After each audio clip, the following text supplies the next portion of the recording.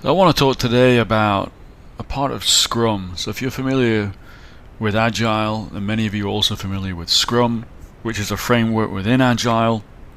It's about different roles like Scrum Master, PO, and different ceremonies, sprint planning, sprint review, retro, all that kind of stuff, daily stand-ups.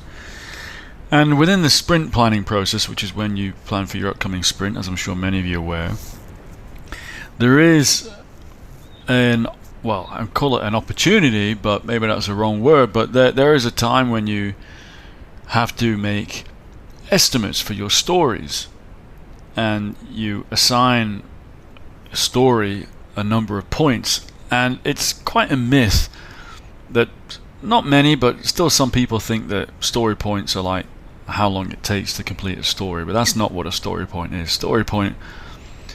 Points are, they're units that they represent the complexity of the task and also the effort, but like I said, not necessarily not time actually.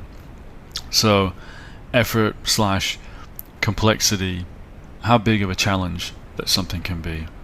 And yeah, they're part of the planning process. Before you even start the story, you make some estimates. And something that I've used many places I've worked is something called planning poker. So what happens is the whole team, let's say between 5 and 10 people, you all set up these stories, and as a team you decide on how many points to allocate. And what I remarked recently is that it's actually a kind of, many companies, a democratic process. So it's common to use something called planning poker. And what you do is the Scrum Master usually says to everyone, okay, everyone put in your estimate. And it's it should be a blind thing, right? You shouldn't be influenced by what other people are going to vote. You should put in your estimate of the number of points. And it's usually Fibonacci numbers, which is there's a reason for that I won't go into. But typically what you'll see is people will throw in, you'll see these points submissions from different people. Some will say 3, some will say 2, some will say 5. And then the idea is whoever has got the most extreme number of points that they thought it would be, you have a little discussion about it. And saying, are you sure about that, or are you going to revise your number? So the thing that I find weird about it is it's a kind of democratic process. You have a vote. And if the team is big, well, arguably your vote is not worth that much. Just like voting in any election, there's an argument to be said, well, an individual vote is not worth much, so why bother? The reason that it happens, the reason you have this democratic vote, is because in Agile, teams are self-organizing. So it's a way of collaborating. But yeah, I still have a problem with planning poker. I've never really seen it be very successful. First of all, it takes a lot of time. And I'm not even talking about the voting aspect really. You can make that quite quick. You can use tools. But the discussion over it. And yeah, there's also the democratic aspect. There is an argument to say, why have a democratic process in the workplace when it comes to planning and organizing your work?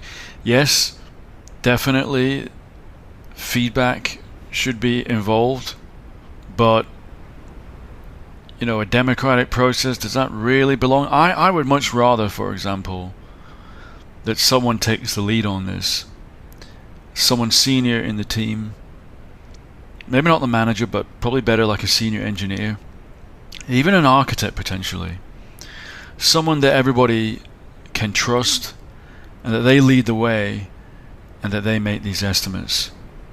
And of course you're allowed a voice, you're allowed to object, or you're allowed to have a discussion and say, hey, so and so, person that we trust to make these estimates, you're not perfect, this particular story, I don't really agree with you, have you thought about changing that? And if they're open, they've got an open mind and they like to engage, then they'll listen. But ultimately you trust them to have the final say. You want to be heard, but you understand that not only do they have the initial say, but they also have the final say. And I think that could possibly work better. I'm really not sure about a democratic process, how I feel about something, or even not how I feel, but my judgment. It's kind of assuming that everyone has an equally capable sense of judgment, which is not necessarily the case. Some people may, for example, lack experience, which in many cases helps us to become better judges. Look in the law courts, right? You don't have many judges who are in their 20s. Most of them tend to be in minimum 40s and often older. But I'm not just saying that, look, how old you are or how much experience you've got is what it's all down to. That's just one particular thing. There are some other people who may never become good judges, no matter how much experience they have. I don't want to say a personality defect. That's definitely the wrong word. But we are, by our very nature, different. We have strengths and weaknesses, and it could be that it's definitely not someone's strength to make these kind of judgments and estimates on story points. So I do find the whole aspect of Scrum, which is part of Agile, and you see it elsewhere that there are democratic aspects, and I'm not so sure I agree with that. I think it's different if you're ruling a country or something like that.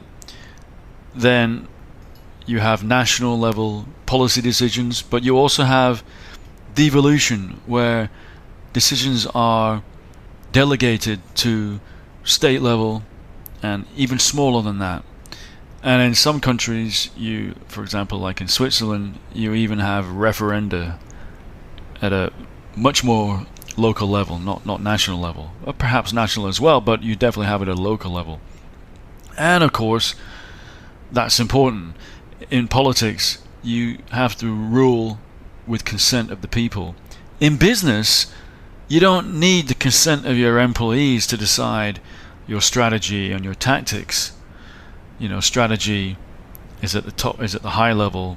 Tactics is further down. You don't need the consent of your people to get work done and meet objectives. You need their trust, of course, but that doesn't mean that you need their consent, and it doesn't mean that you need to involve everybody in decision making.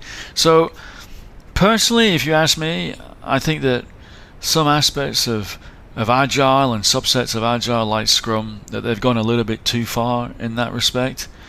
And this is just one example that I can think of, which is this, what's it called again? Planning poker. I haven't really seen it work, and I suspect it's because it's a little bit too democratic of a process. Now, I have done some research, and there are alternatives to planning poker.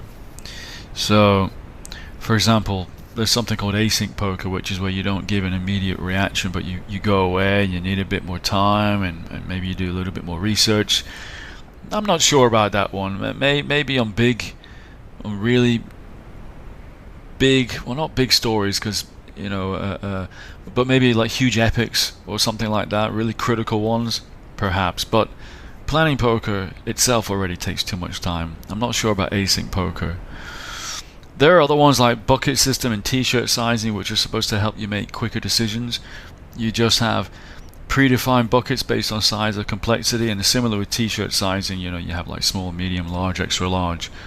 So it means that you quickly just decide which one of these four categories, instead of trying to give a number, albeit a Fibonacci number, but there's still a lot of choices there. If you restrict them with bucket or t-shirt sizing, I do think that is better.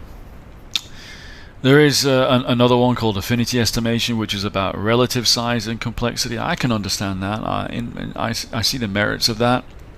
That instead of trying to reach a finite estimate of each story, the number of points, instead you just compare them. You say, well, this is going to be one of the bigger stories in our sprint, and this is going to be one of the smaller stories, and just rank them. I think that's quite a good way, and easy to do, and probably easy to get agreement.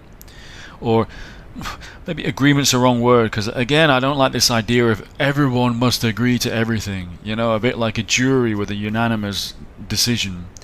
I don't really think that has a place in the way that we work in the workplace. We don't need to get this unanimous decision. But I think you would get general agreement that way, a general consensus. And there's another one called dot voting, which I also like and I've never used. And the idea is that on the more large or complex user stories, that for those, because those are going to be the harder ones to estimate, what you do is you give each team member a set number of dots or stickers to place on those stories that are more complex. And the more dots, it gives an idea of more gravity, more complex, and more effort required.